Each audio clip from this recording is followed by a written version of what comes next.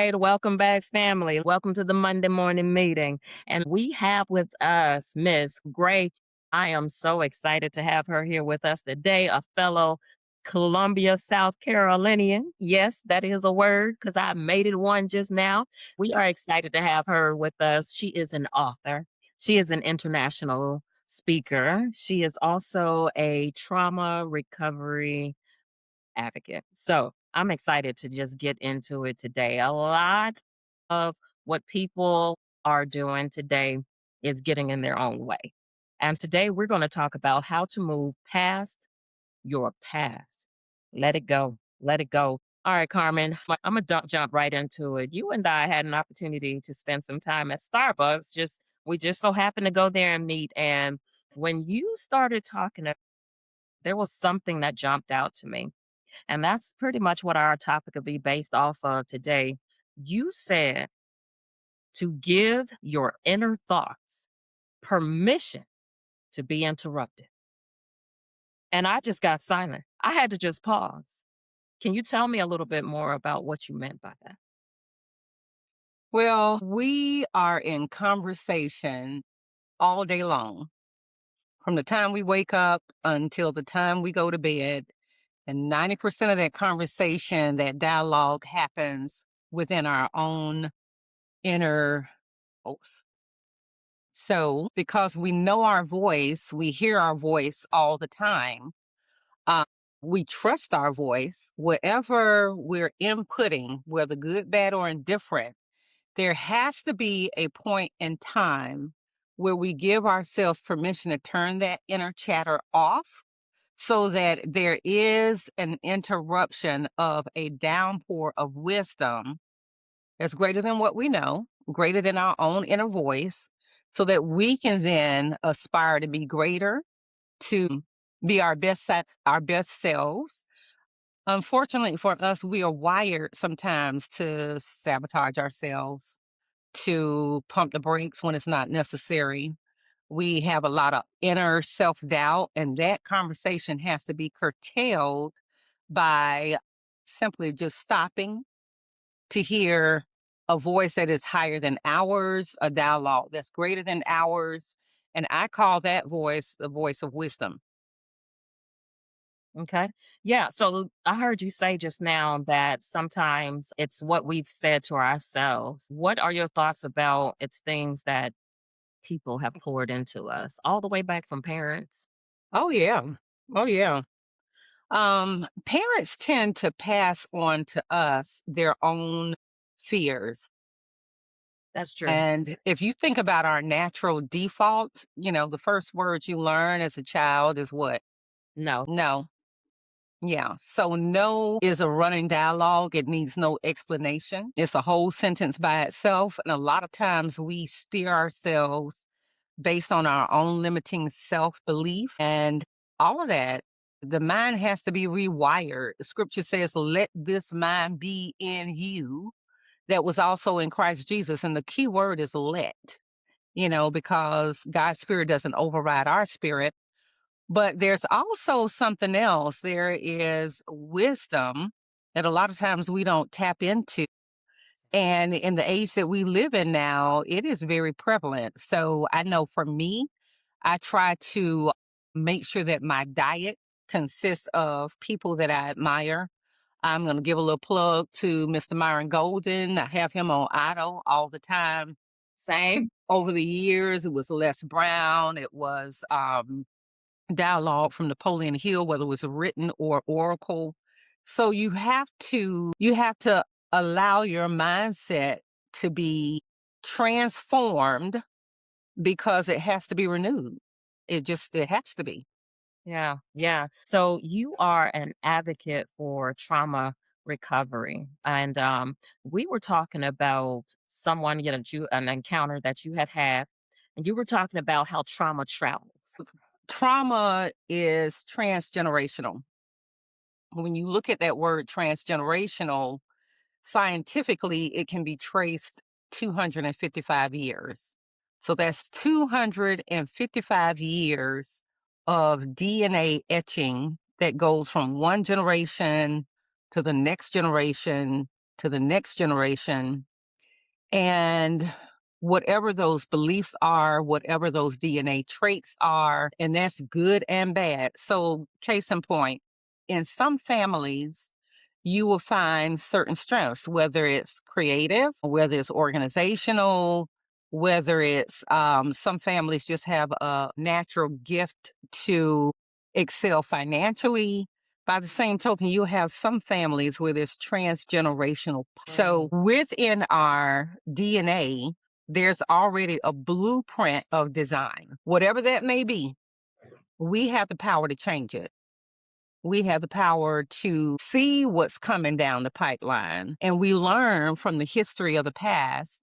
And at some point, we can then determine either I'm going to take all the things that's good, but I want to leave in the shopping cart, if you will, and abandon the shopping cart on the things that I don't want to take with me. So, just to give you an example, in my family, is a history of professionals. So we have doctors, lawyers, attorneys, we have professors, we have people who are in social work. Just this, if you look from one generation to the next generation to the next generation, those are the traits in our family. Unfortunately, there's also murder in our family. So on my dad's side, his father was killed, his brother was killed, my brother was killed, my son was killed. That's just immediate transfer. And we don't know how far back that goes. When you see those types of traits, now I want all the good things that come through that family line, but I have the right to say murder stops here, Hmm. no more. Mm, You know what I mean? I do. And there has to be an awareness. And in order for us to have an awareness, we have to be open minded. In order for us to be open minded, we have to sometimes stop the inner dialogue that gets transferred with the DNA that comes with the other things. So sometimes you have families that deal with they're easily and readily accessible to things like depression, and that depression may show up in alcoholism or drug abuse, or it could show up in things like self-harm, or that those family members may be predisposed to suicide. It's a reason for that.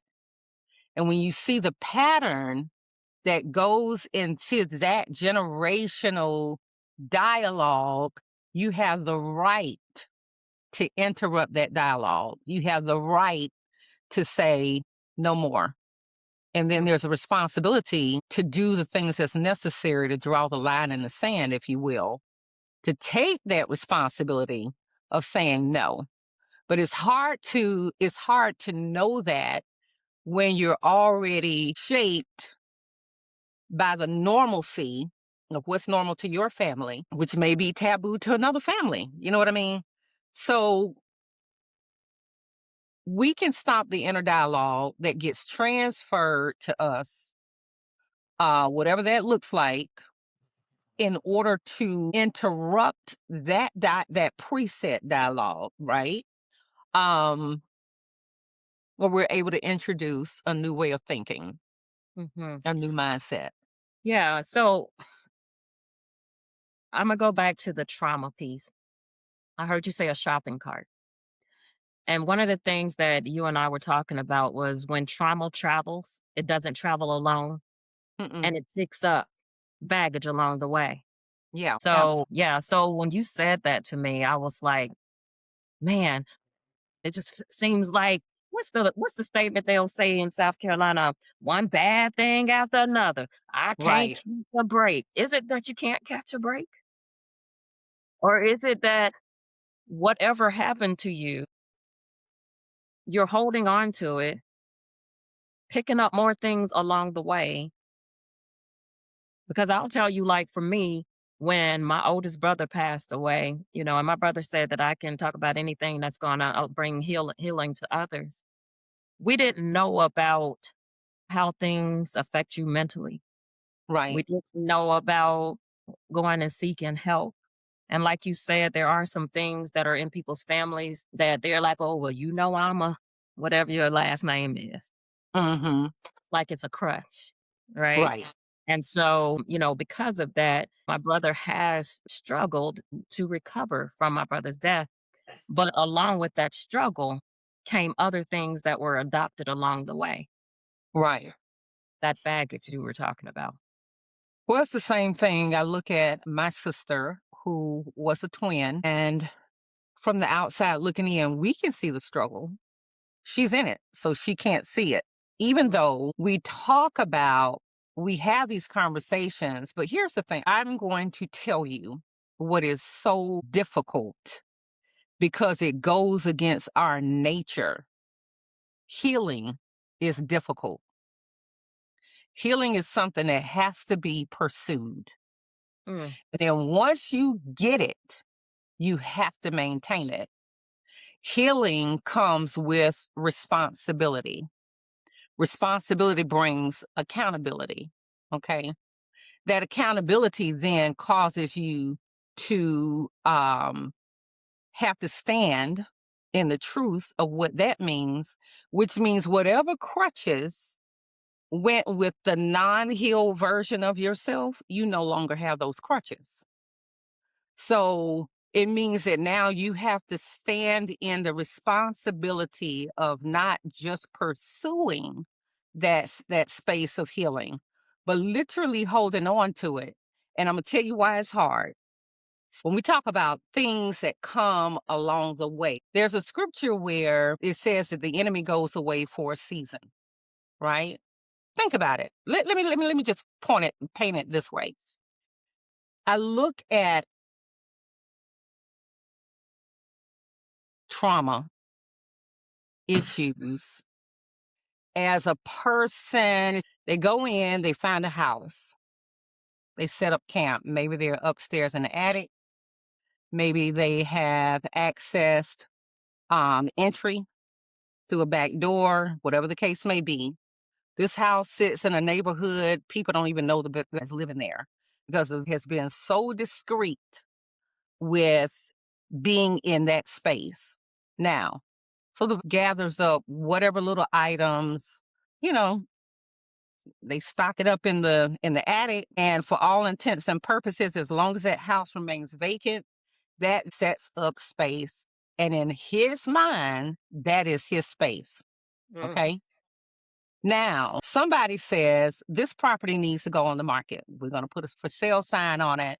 We're going to clean everything up in this house, but they forget to check the attic. So in the attic. Here comes the new homeowners. They're all excited. They're setting up house, knows all the secret places in the attic, remains very quiet. But guess what? As far as it's concerned, that's his space, right? mhm, So the new owners go about, they're setting up house, they're comfortable, and every now and again they may hear a bump. They think it's an animal. They think maybe we need to call animal control.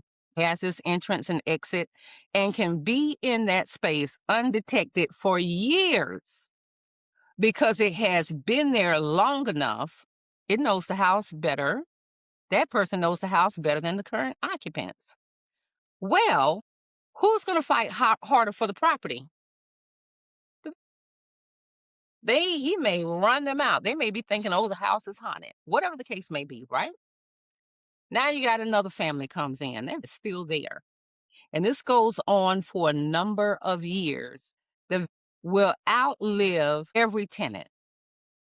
Tenant goes on, that still stays. They're lazy. They're not going to go look for a new house because that's their house. They're not going to go find new property. They're going to run everything that comes up in there out of there. And they have gotten so stealthy and so good at doing that. He'll only go away for a little bit, but he's going to come back. When he comes back, if that house has been swept, garnished, and clean, he goes and get more. I got extra space up in my crib, y'all. Y'all come on. So now you have this person, this entity that has learned to outsmart every living occupant that has come into this dwelling place. and they're smarter. So they bring in more tenants. And this goes on for one generation to the next generation to the next generation. And all they have to do is wait you out. You understand? So the tenant's responsibility is if they want their property, they got to fight for it. They have to be just as stealthy. If they're not, that same is going to take over occupancy. And it becomes a riptide of habits that shows up from one generation to the next generation to the next generation. And the longer it stays there, it just gets smarter, more stealthy.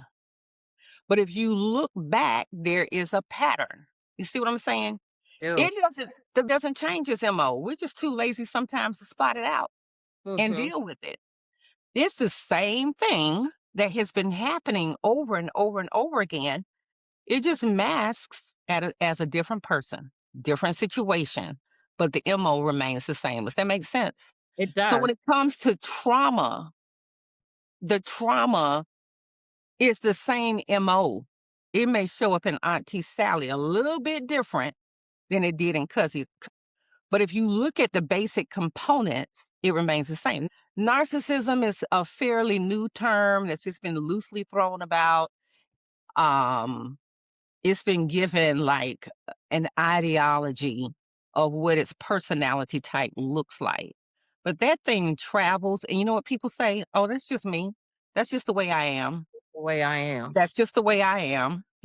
If you don't like it, blah, blah, blah. But it Mhm. travels, but it carries with it traits that are harmful. To you and Traits, another person. exactly. It's a very harmful, and it may manifest in one person because there are different levels of narcissistic behavior. So it may not show up as strongly, maybe in cousin Jim Bob, as it does in granddaddy so and so. But Mhm. it's still that narcissistic behavior. And if the family doesn't recognize it's in there, you know what will happen? I don't know. Sally's gonna, even if she's not narcissistic, she will attract a narcissistic person Ooh, into so her okay, life. you said something there. You said something there. Mm-hmm. You attract a certain type of person because that is what you're used to. You buy it. Yeah. Yep. Yeah. Yeah. You're shaping an iniquity. So you don't know because that's your norm. And until someone brings it to your attention, and until you're willing to take accountability for the now attention thing that's been brought to you that you now know, you'll just continue to walk in what you know because that's what you've been shaped in. And some people use that So, as a badge of honor too. oh, yeah. Oh, Oh, yeah. yeah. Mhm. So, that inner dialogue that happens is not just our voice, it's our voice shaped by our circumstances, our past, what we believe about ourselves, what we have normalized as okay. And it's not always a bad thing. It's not always a bad thing. There's just a better way. Case in point, I'm a person that I do not know how to rest. I don't know how to just fall back. I do.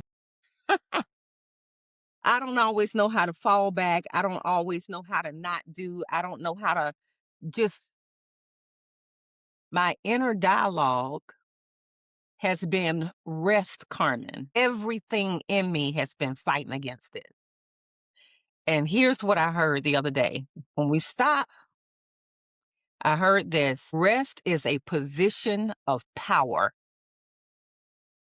People who are empowered do not strive. So the opposite of striving is rest, right? Now, as much as I know that, everything in me wants to be like the little engine who think it could. I just want to keep going, going, going, going, going.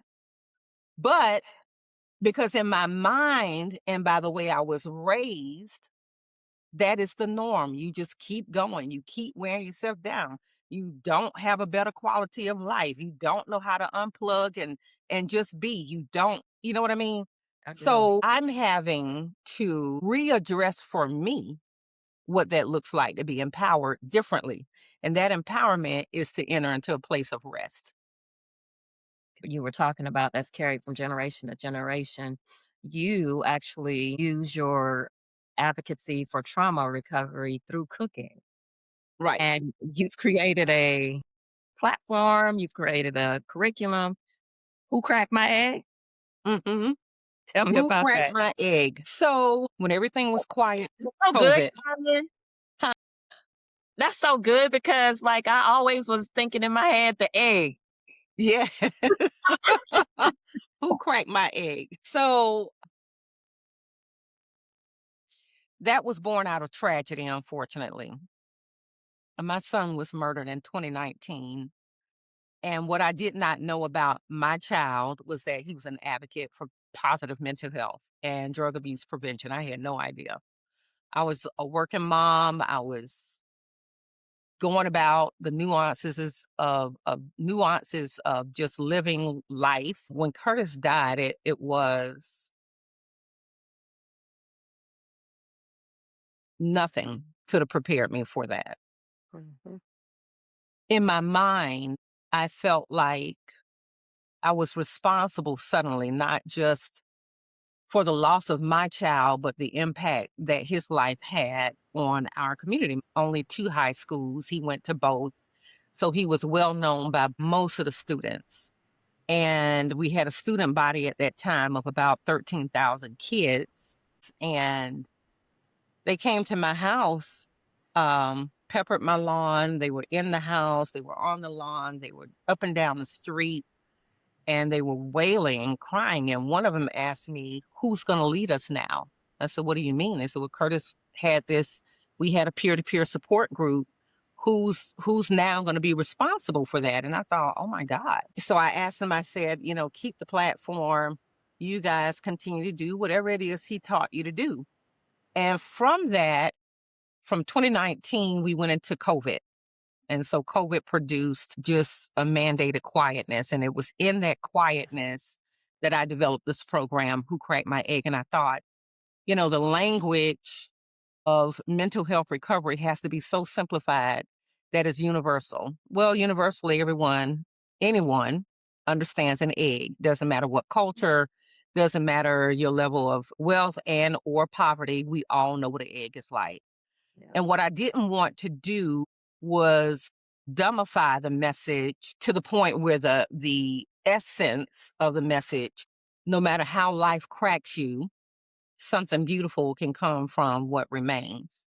I didn't want that to be so skewered down. So I created elevated recipes to teach transformation using temperatures, using outcomes, using something that was visible that they could see, touch, feel. And the lesson had to be transformative enough that it would push them into a place of greatness. So I was able to follow the efficacy of this program for 5 years and follow the students who were the first partakers of this program and watch the outcome of their lives. And it has been absolutely amazing.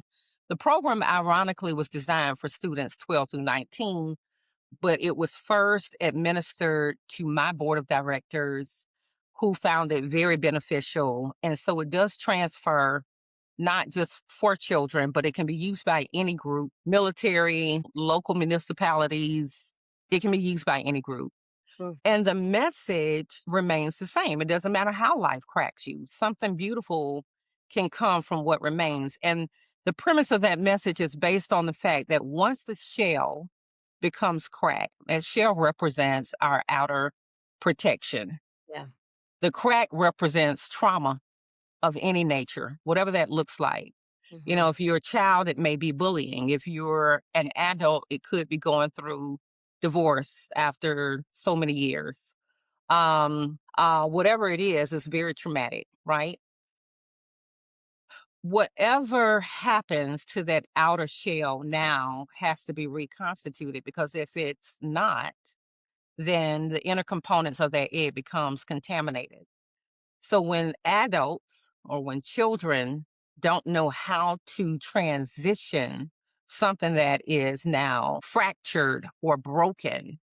And the inside, the most vulnerable part of the egg, remains unconstituted. It produces contamination. But we see that for people who do not take the responsibility of dealing with whatever the traumatic results of their lives are. Yeah. It doesn't show up right away. We're wrapping it up right now, but let me ask you, if you had to give people 3 pieces of advice on how to move forward, um, who should they look to do it? And then just one last piece of advice, just your own. So how to move forward, who should they look towards to move forward? And then that last piece of advice, what would they be? I think moving forward basically is just having a really honest look at where you are and being able to accept the good, the bad, the ugly, and understand that we are all flawed as human beings. Take the expectation of perfection off, and be willing to do a deep dive into the things that are broken because brokenness happens to every single person. And it doesn't mean that we're necessarily at fault. There's some things that happen to us as children that's beyond our control, that becomes existential, if you will, and how we're shaped, formed, how we think, how we regulate our emotions, whether or not we are able to regulate our emotions. But recognizing, that, okay, something is broken, something has been fractured, something is no longer stable, and I need to address it because eventually it's going to address me. And it shows up as we get older. The longer it goes unaddressed, it shows up in things like dysfunctions in the body, mind irregularity. You know, it shows up sometimes as premature death because we don't deal with those issues. Where to get help? Help is all around us, whether you do the online support. Um, you can talk to a friend, you can talk to a pastor. You need to make sure the person that you're talking to is qualified. Most people can't handle their own issues, let alone someone else. Mm. So you definitely want to talk to people who you're going to get results with and through. When I first started going through my own series of steps to recovery, I fired a lot of people. It was important for me that the person speaking into my life was not approaching my situation just from a clinical perspective, Mhm. but that they were actually concerned and committed to my own well-being. And that required some steps from me as well. I had to put the work in. I had to show up. That's the main thing. You got to show up. You got to show up for yourself. You have to be accountable. You have to be willing to put in the work. I remember, some traumas will drive you to seek comfort in someone else. Well, guess what? That's a no no. You don't do that because then you then bring somebody else into a broken space. You hold them accountable for your own well being when that's solely your responsibility. It is unfair. It's entrapment. It's total selfishness, and they don't deserve it. So you'll wind up repeating that same cycle of behavior because you were too lazy to put in the work to do what's mandated of you to be the better person that maybe they deserve. That's a whole nother conversation. That's a whole Woo! baby. That's wow. Woo! Woo, done. That's a whole nother. And so we wind up reattracting the same wound. It's like you go to the doctor's office, they're gonna clean up your wound, right? So Yeah. they remove the gauze, it's all nasty, it's pus riddled.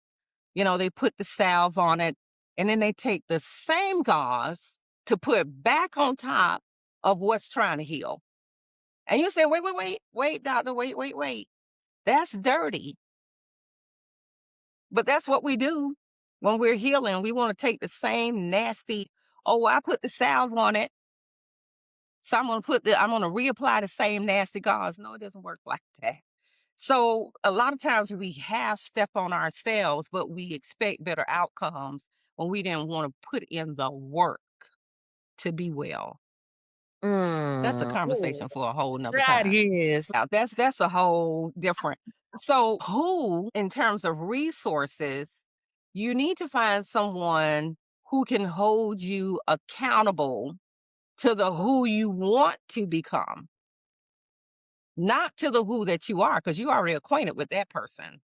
But you need somebody who's going to hold you accountable to where you're trying to go, because familiarity is the path that you're already on. You don't need that. You're trying to go to a better place and it's unfamiliar.